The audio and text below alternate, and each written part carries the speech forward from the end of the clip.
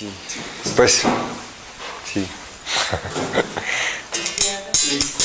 Bueno, hoy es 3 de diciembre del 2004, es la 1 de la tarde, estamos con César López, músico de la Universidad Nacional de Colombia.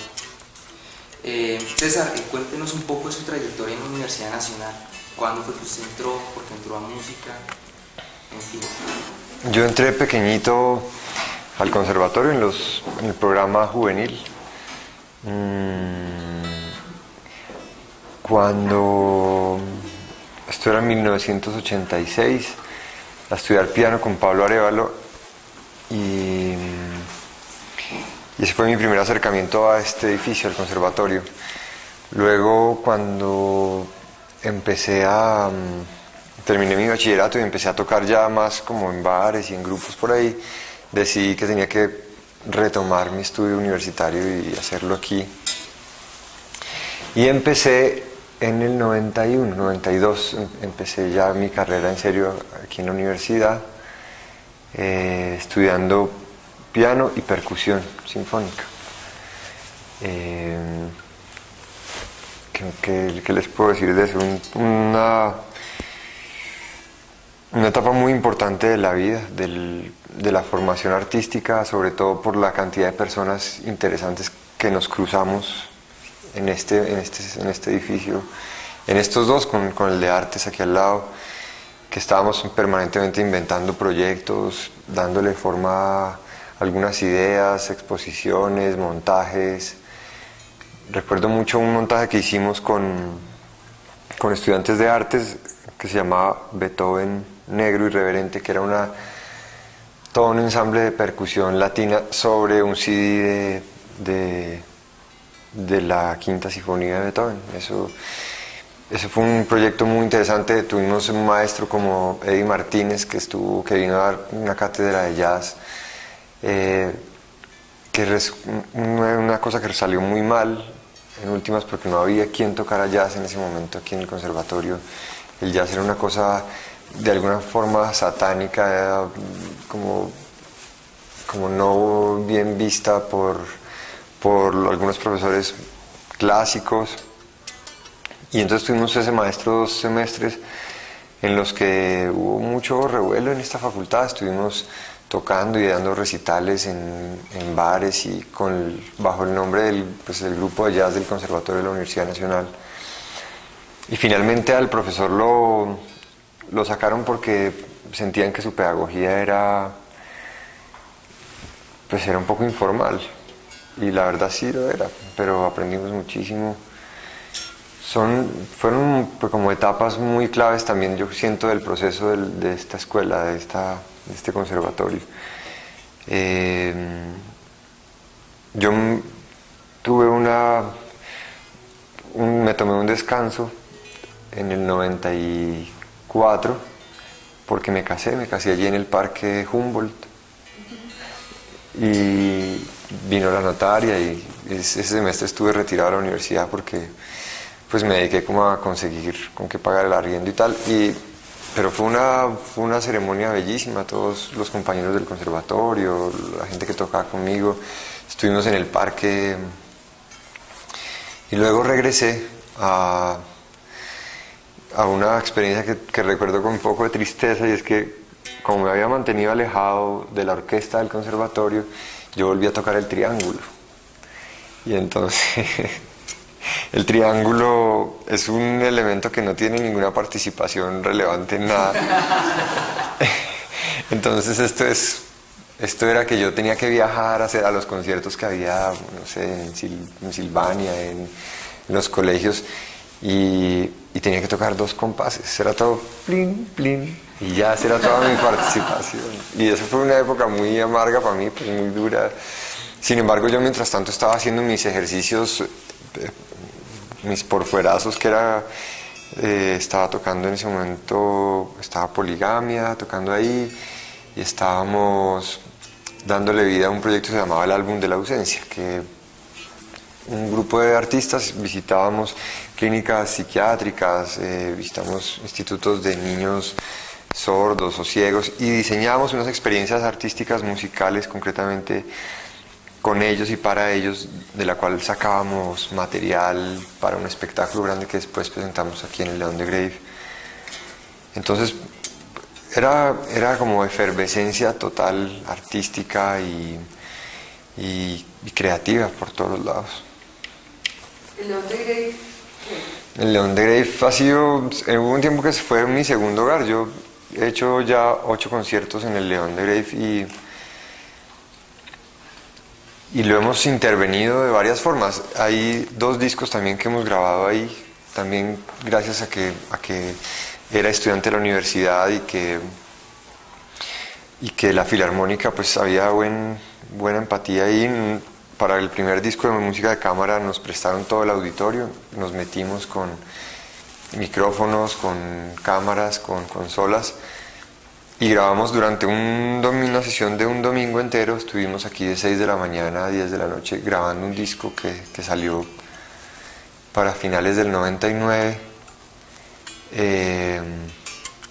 Luego hicimos la percusión sobre cuerpos humanos desnudos también aquí en el León de Grave.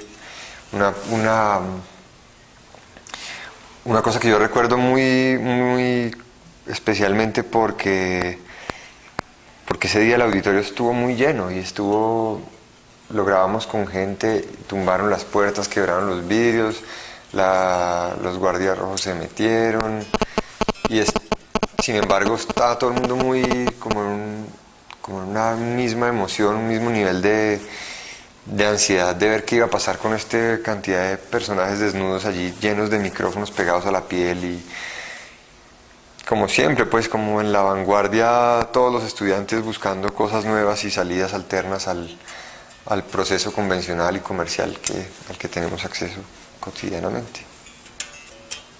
Es muy especial el público de León de Grave. Sí, definitivamente. Los músicos, los conferencistas, todo aquel que pasa por ese auditorio. Porque la gente que se mete al León de Grave es gente que sabe lo que hace, ¿no? Digamos, no iba a decir una cosa fea, pero para comparar, pero de todas formas es gente que sabe por qué se mete a ese auditorio y se mete con elementos de juicio y es muy crítica con sus artistas o con lo que llegue a encontrar en la tarima. Y el mismo auditorio en sí creo que invita mucho a la reflexión, al respeto. Nosotros hicimos un trabajo muy bonito como en las tripas del León de Grave por allá abajo, donde pasan las tuberías y es increíble que uno encuentre pedazos de escenografía o de zancos o partituras de hace 10, 15, 20 años. Entonces es un lugar donde se atesoran historia cultural de la ciudad y de la universidad concretamente. ¿Qué otros lugares de la ciudad universitaria son como particularmente importantes para usted? Lo serían para los estudiantes. ¿Esto es un lugar privilegiado? No, totalmente. ¿Estar en dónde? No, esta universidad tiene, yo creo que es como una ciudad definitivamente dentro de la ciudad. Yo personalmente pasé muchas horas y muchos días acá, incluso salía, aunque no tuviera clase, me venía para acá a estar en el Pasto o a encontrarme con la gente o a pasarme la tarde aquí o a tomarme unas cervezas pero siempre estaba como sintiendo que aquí estaba pasando algo y que aquí quería estar, quería compartir. Aunque mis desplazamientos eran ¿no? Del conservatorio a la cafetería de artes, por un chocorramo, otra vez para acá, a los salones de piano, a la facultad de cine y televisión que queda al otro lado, a la que pues por amigos íbamos allá a ver o a colarnos en ediciones o en la plaza Che, donde nos sentábamos con tambores a tocar a veces. El museo aquí afuera, al frente del conservatorio, también lugar importante. Nosotros siempre estábamos como en esta zona suroriental de la universidad, que es donde se concentra pues el conservatorio, artes y eso. Este salón particularmente es una casualidad, fue el que me hizo a mí volver a la universidad después cuando terminé mi bachillerato, y es que un día estábamos, cuando yo ya renuncié, estaba en medio del, tal vez el 89, y yo estaba aquí y decidí, bueno, retirarme porque no podía con el colegio, y tal vez en la última sesión, en este mismo salón, uno de los estudiantes presentó sus obras de final de semestre y tocó el piano, y con lo que tocó me enamoró profundamente. O sea, una cosa, una música, tal vez lo que yo andaba buscando desde hace tiempos. Y yo me acuerdo mucho que me puse a llorar porque en ese momento estaba yo tomando la decisión contraria de salirme de acá. Además yo estaba metido en una película pues de rock and roll, ¿no? Y eso supuestamente no se estudia, y eso es callejeando que se aprende y tal. Pero eso fue una de las grandes sorpresas. Ese pianista aquí presentando sus obras para mí fue definitivo, como engancharme de nuevo. Luego el matrimonio que fue con una fagotista de la Orquesta Filarmónica, también era una invitación a continuar por el camino como de la forma, del pentagrama, siempre ahí como conectado. ¿Qué significa? ¿Y dónde tiene la acústica? No, es eléctrica, se conecta con cable. Esta es toda una historia ahí con Rocío. ¿Te acuerdas la lista de las minas Claymore y las...?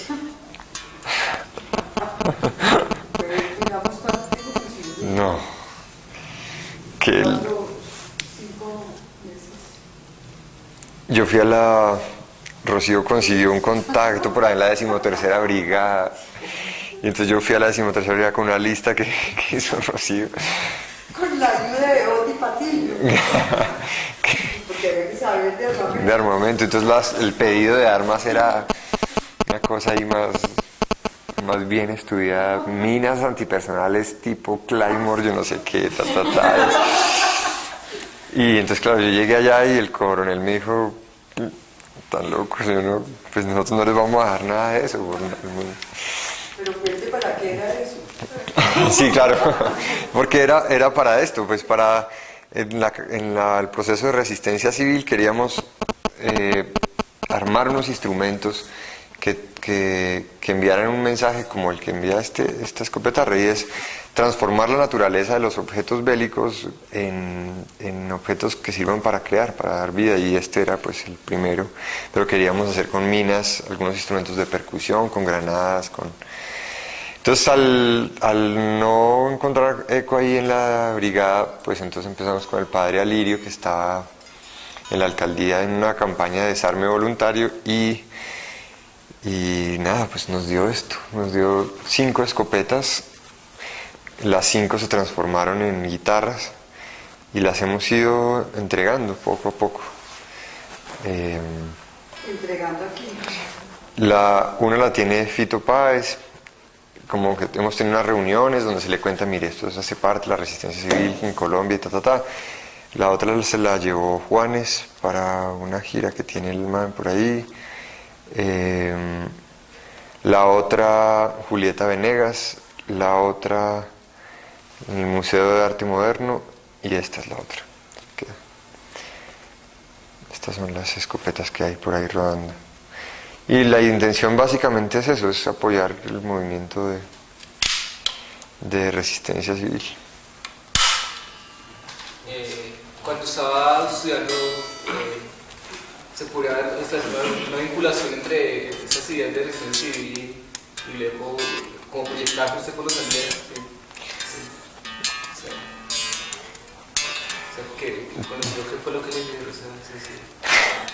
Sí, definitivamente aquí también estaba ahí caminando muchas cosas, y eso es una respuesta bien, una pregunta bien importante porque yo le he echado mucha cabeza a eso, y es de dónde se viene tejiendo toda la vinculación a procesos como el de los invisibles, por ejemplo, el que hicimos con los músicos de la calle, que son inquietudes claramente sociales.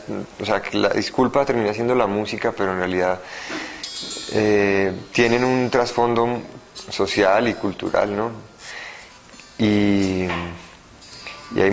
a eso, pues con eso ha habido mucha discusión, y aquí en la universidad tuvimos muchas discusiones.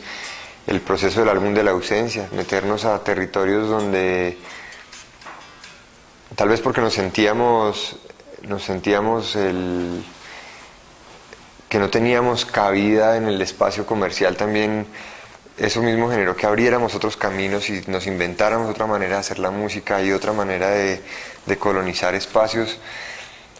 Y en la universidad le genera a uno otra sensibilidad frente al país, frente a su familia, pues lo que está pasando con la guerra. Siempre está uno pensando distinto y generando discusión y reflexión. En la orquesta neutral, por ejemplo, que es un ejercicio en el que muchas personas se juntan para hacer música en momentos en que hay bombas o actos terroristas, es un ejercicio que nació claramente en prácticas que hacíamos aquí, en la universidad. Nos reuníamos, como les conté, percusionistas en la plaza, en principio con causas que tenían que ver con un maestro que no nos gustaba o con alguna cosa que pasaba por encima de los derechos de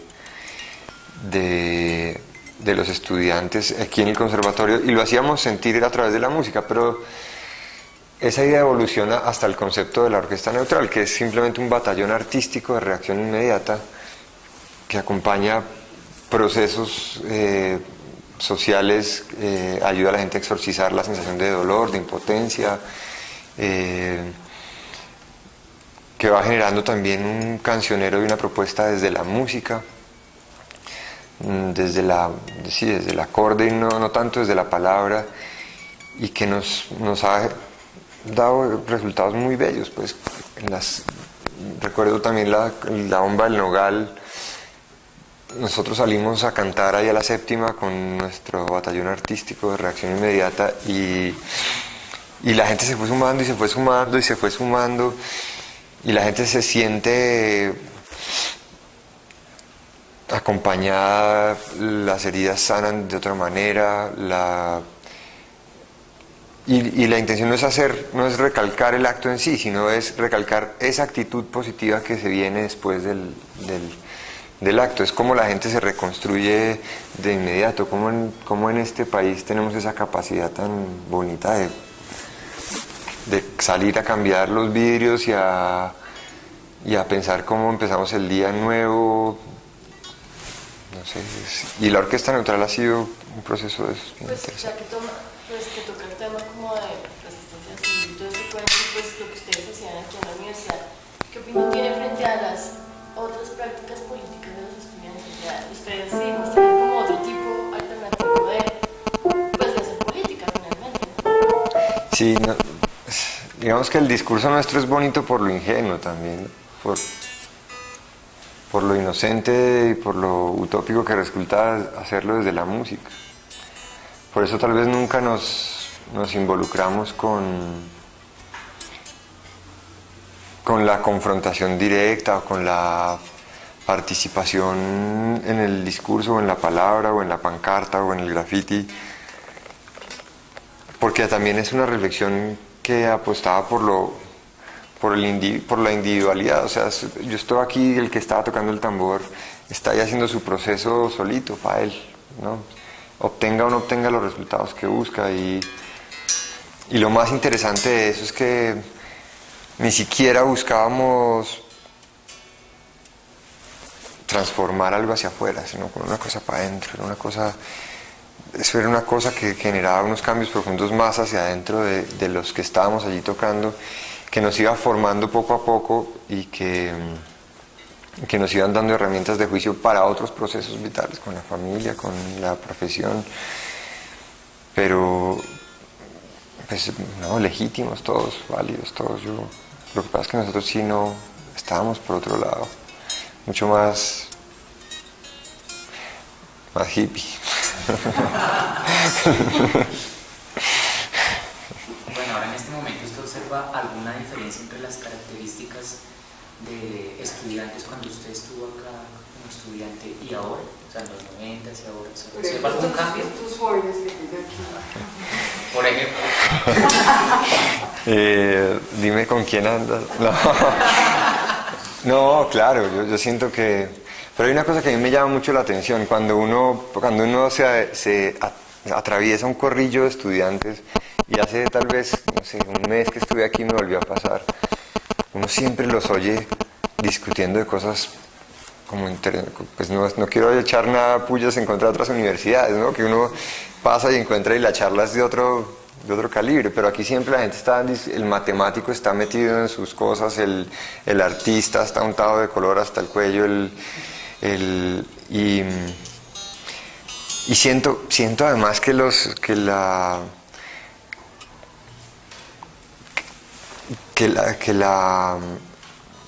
pues nuestra generación viene cargada de unos valores bien claves con la ecología, con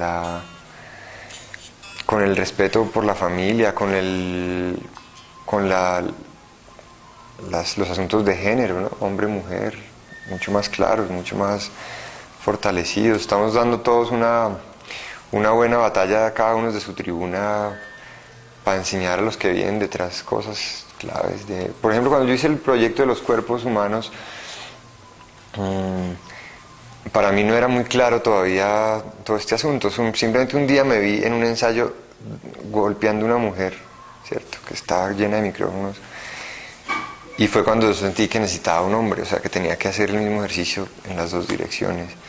Luego me he venido vinculando a movimientos feministas y a la Ruta Pacífica y al Vamos Mujer en Medellín, y cosas que me han ido lavando el cerebro ya más seriamente, pero ese guarapazo de qué está pasando ahí, por qué en ese momento yo tenía una mujer desnuda y qué mensaje enviaba al ver a un hombre golpeando a una mujer, así fuera una disculpa artística, tecnológica y tal.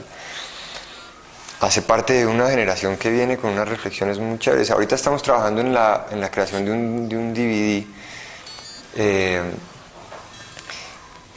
del proceso de resistencia, pero viene planteado desde cómo se suceden las conexiones cerebrales. Entonces hay un equipo de neurólogos, de un profesor de la Universidad Nacional que se llama Roberto Amador, un neurólogo genetista, y él me explicaba que la semana pasada, tal vez que estábamos escribiendo, me explicaba cómo el cerebro viene ya cargado, ¿no? El proceso evolutivo ya viene, y tristemente los cerebros que van naciendo vienen cargados de una cosa. Los cerebros colombianos que están naciendo vienen con una información extra bastante nociva, que termina siendo cíclica, como el proceso positivo que se compensa con una curva, y que se calcula que en unos 10 o 15 años los niños que estén naciendo, niños y niñas que estén naciendo, van a ser mucho más bélicos que los que tenemos ahora, por esa carga y por esa curva, que yo no entiendo, es un proceso neuronal y todo, pero se hace más urgente el reto y se hace más urgente la labor de todo lo que estamos haciendo con estas cosas, ¿no? Y en cuanto a un estudiante de música, ¿qué ha cambiado? Aquí en la universidad, por ejemplo, el conservatorio está muchísimo más abierto a las tendencias. Yo me acuerdo que yo tocaba algún tumbadito de salsa y la profesora me pegaba de una. Era una cosa, sí, con la regla en la mano, por haber tocado, no sé, sí, no sé, pero claro, si ves que usted por estar tocando chucu chucu no está aprendiendo la sonata tal, pero ahora no, eso no sucede ya. Y en esa época, por ejemplo, no había una batería en el conservatorio. y dimos la pelea y mandamos cartas que necesitamos una batería para el grupo este famoso de Eddie Martínez. Y resulta que compraron una batería y al otro día la desarmaron, porque el de la sinfonía tal necesita un bombo y el otro necesita un redoblante. Entonces se llevaron la batería y ahora veo que ahora hay grupo de jazz y hay grupo de folclore, ¿no? Que uno pensaría que el conservatorio se fue quedando y se fue quedando. Y una de las crisis más grandes que tienen los estudiantes concretamente con el conservatorio es la rigidez con los programas, ¿no? Con lo clásico, con lo formal. Pero hay personajes aquí tremendamente valiosos dando la pelea: Roberto García, todo el grupo de acusmáticos, electroacústicos, que abren como nuevas puertas y nuevas a las tendencias más desamparadas. Yo no sé cómo le dirían unos raperos aquí, pero sí sé que por la referencia que tengo de amigos que están estudiando y trabajando acá, que la sensación es más abierta. ¿Eso es particular de acá de la Universidad? No, yo pienso que en todos. Ahí, pues ustedes ven, por ejemplo, en la séptima, que está así de casas musicales, ¿no? Cada vez hay más, cada vez traen instrumentos de más mala calidad, pero son sí, porque es que no hay gente que pueda tener mucho dinero para comprarse una buena guitarra o un buen bajo. Entonces traen marcas muy baratas, pero de todas formas las partituras se consiguen, los instrumentos se consiguen. En mi época era muy difícil conseguir un pedalito, un bajo, un buen sintetizador. Ahora pues, todo está mucho más claro. Los grupos, en la manzana donde yo vivo hay 3, 4 grupos, que a veces ensayamos todos al tiempo y nos queremos sacar los ojos, pero hay mucha gente tocando, mucha gente haciendo música, y sobre todo mucho más conscientes de qué es lo que tienen que hacer con ella, para dónde van, que esto es toda una estrategia, que hay que pensarse a largo plazo, y para qué se hace la música, ¿no? Ya creo que el fantasma de Quique Santander afortunadamente ya se está evaporando y ya sentimos que estamos haciendo la música para otra cosa, para impulsar procesos más claves. Bueno, ¿y por qué no le pedimos que nos toque para cerrar? Muy bien. ¿Qué será? Siempre me pasa lo mismo, pero...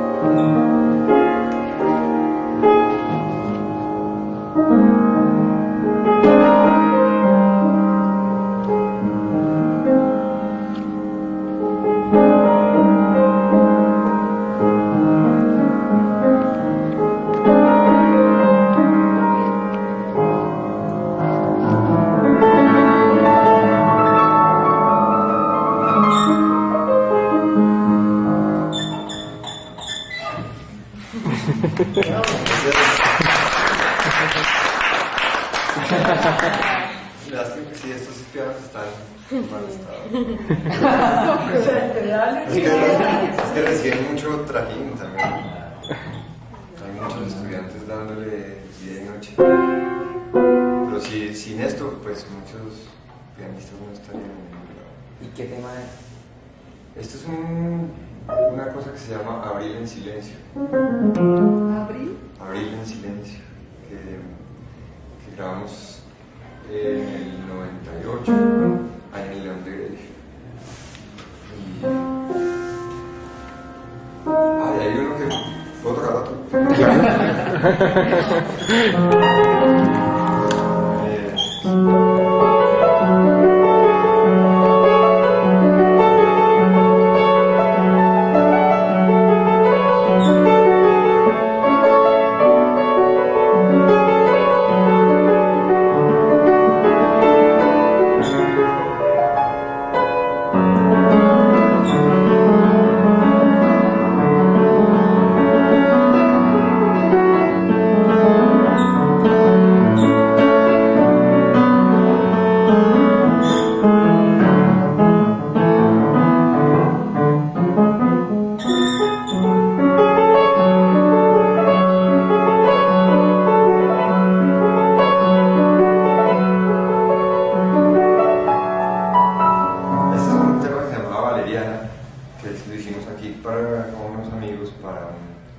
Precisamente para una exposición de pintura.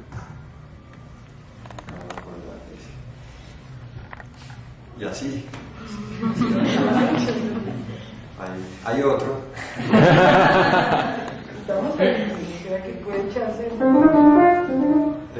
En el 94 se murió mi papá y entonces el mar cantaba por la casa, silbaba una melodía que era.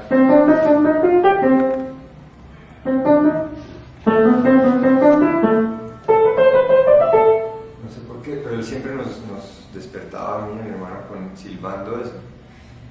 Y entonces, ¿cómo pusimos?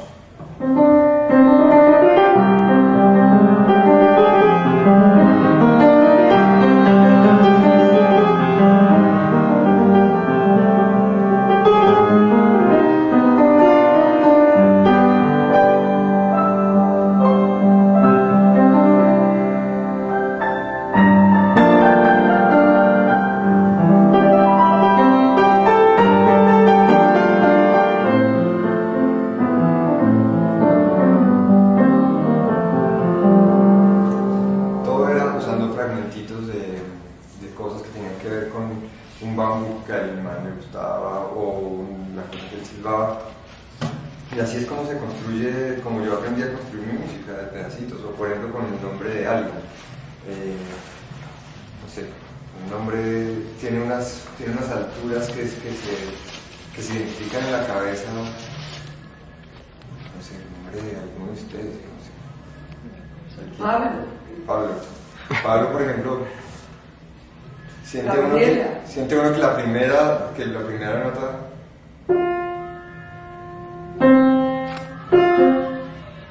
está más alta que la segunda.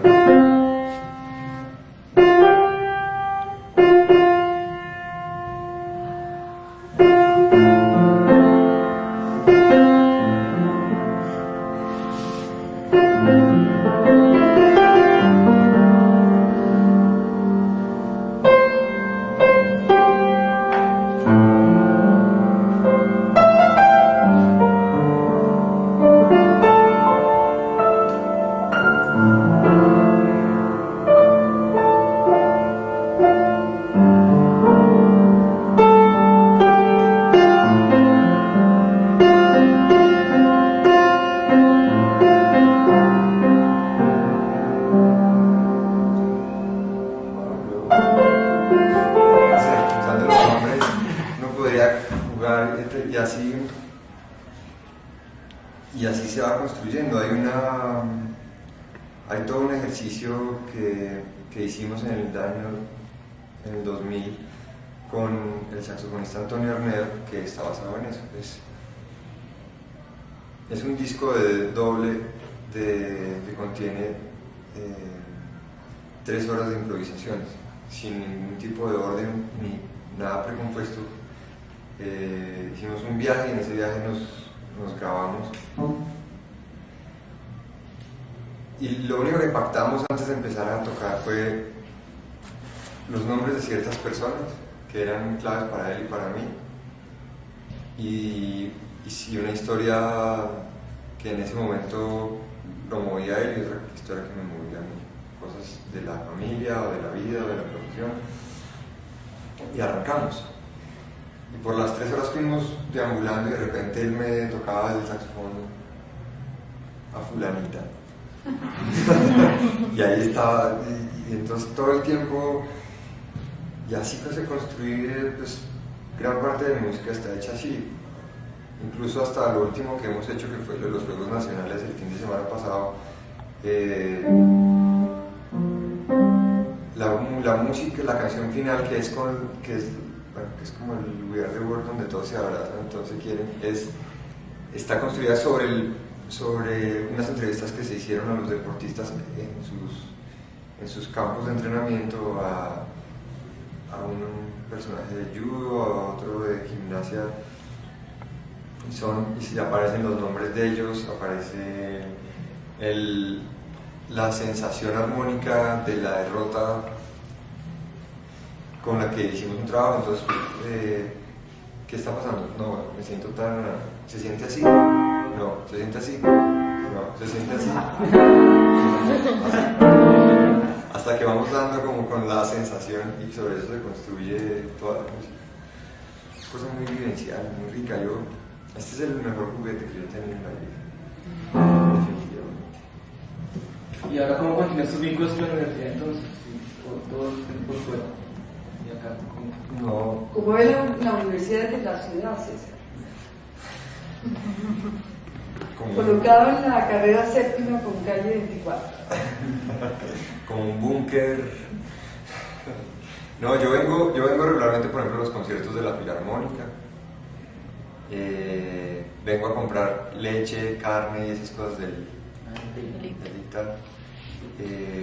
Ese tipo de cosas. Es como al conservatorio, la verdad es que no había vuelto desde hace bastante tiempo. Sensación rara, pero sí yo no había vuelto, no sé por qué, pues tal vez porque es que terminé hasta aquí de estos salones, de tanto verlos, y el frío que hace a las 5 de la tarde en una clase era horrible y uno cabeceando. Es impresionante. Pero sí, yo con la universidad me mantengo muy cerca, más porque seguimos haciendo recitales en el León de Grave, seguimos utilizando algunas zonas verdes, y ahora he venido a montar bicicleta por las mañanas. A darle estilo de vida saludable. A darle el circuito ahí a toda el anillo vial de la universidad.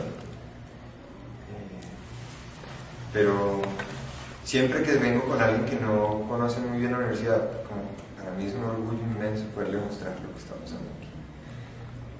Y casi como si fuera mía, ¿no? Mire, aquí tenemos por este lado, por eso. Sí, es una cosa de un orgullo impresionante. De verdad, es una cosa... Tuve la misma sensación en Bucaramanga, en la UIS. Es un espacio también muy grande, con mucho verde. Y creo que esta universidad o este espacio definitivamente es como el cerebelo de la ciudad, ¿no? Muy interesante. Yo quiero mucho la universidad, de verdad, la quiero mucho.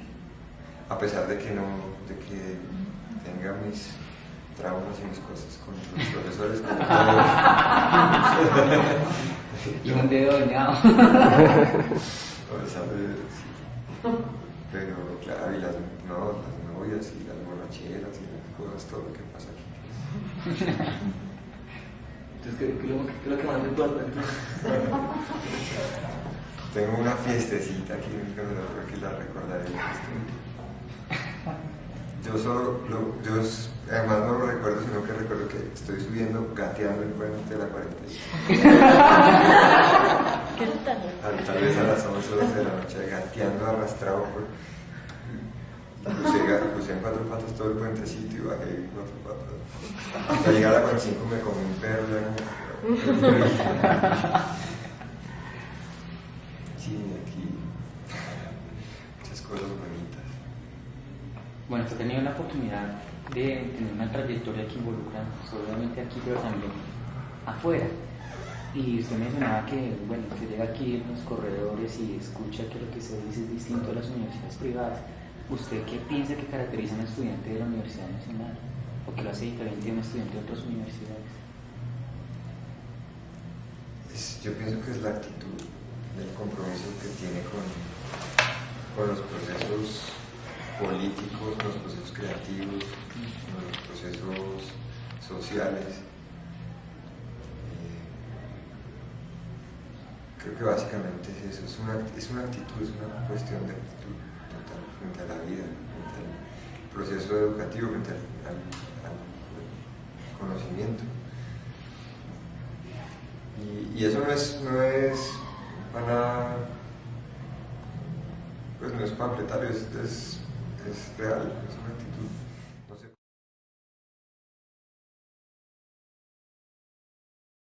Fue una ceremonia bellísima, todos los compañeros del conservatorio, la gente que tocaba conmigo, estuvimos en el parque y luego regresé a una experiencia que recuerdo con un poco de tristeza, y es que como me había mantenido alejado de la orquesta del conservatorio, yo volví a tocar el triángulo. Y entonces el triángulo es un elemento que no tiene ninguna participación relevante en nada. Entonces esto era que yo tenía que viajar a los conciertos que había, no sé, en Silvania, en los colegios, y tenía que tocar 2 compases. Era todo plin, plin, y ya esa era toda mi participación. Y eso fue una época muy amarga para mí, pues muy dura. Sin embargo, yo mientras tanto estaba haciendo mis ejercicios, mis porfuerazos, que era, estaba tocando en ese momento, estaba Poligamia, tocando ahí, y estábamos dándole vida a un proyecto que se llamaba El Álbum de la Ausencia, que un grupo de artistas visitábamos clínicas psiquiátricas, visitamos institutos de niños sordos o ciegos y diseñábamos unas experiencias artísticas musicales concretamente con ellos y para ellos, de la cual sacábamos material para un espectáculo grande que después presentamos aquí en el León de Grave. Entonces era como efervescencia total, artística y creativa por todos los lados. ¿El León de Grave? El León de Grave ha sido, hubo un tiempo que fue mi segundo hogar. Yo he hecho ya 8 conciertos en el León de Grave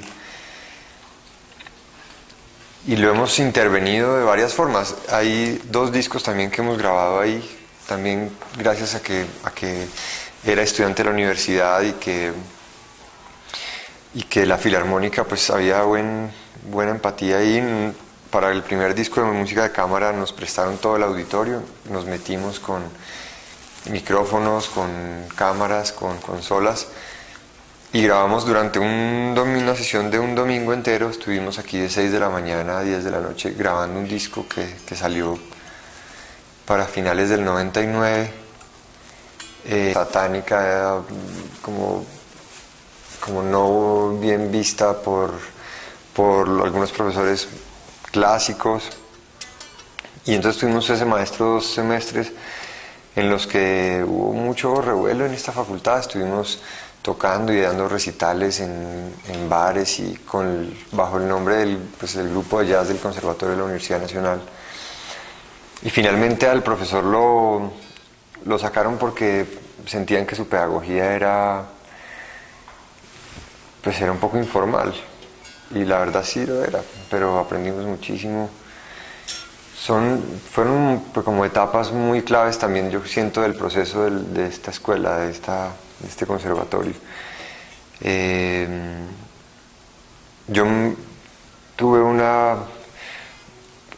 tomé un descanso en el 94 porque me casé allí en el Parque Humboldt, y vino la notaria y ese semestre estuve retirado de la universidad porque pues me dediqué como a conseguir con qué pagar el arriendo y tal, pero fue estudiando piano y percusión sinfónica.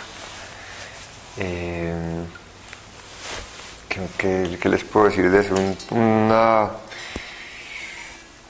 etapa muy importante de la vida, de la formación artística, sobre todo por la cantidad de personas interesantes que nos cruzamos en este edificio, en estos dos, con el de artes aquí al lado, que estábamos permanentemente inventando proyectos, dándole forma a algunas ideas, exposiciones, montajes.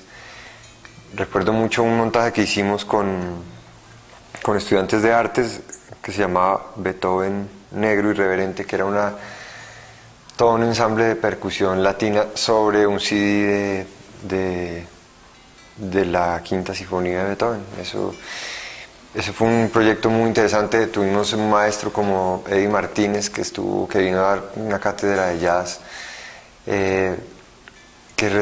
una cosa que salió muy mal en últimas porque no había quien tocara jazz en ese momento aquí en el conservatorio. El jazz era una cosa de alguna forma... Sí, pues, sí. Listo. Bueno, hoy es 3 de diciembre del 2004, es la 1 de la tarde, estamos con César López, músico de la Universidad Nacional de Colombia. César, cuéntenos un poco de su trayectoria en la Universidad Nacional. ¿Cuándo fue que usted entró? ¿Por qué entró a música? En fin. Yo entré pequeñito al conservatorio en el programa juvenil.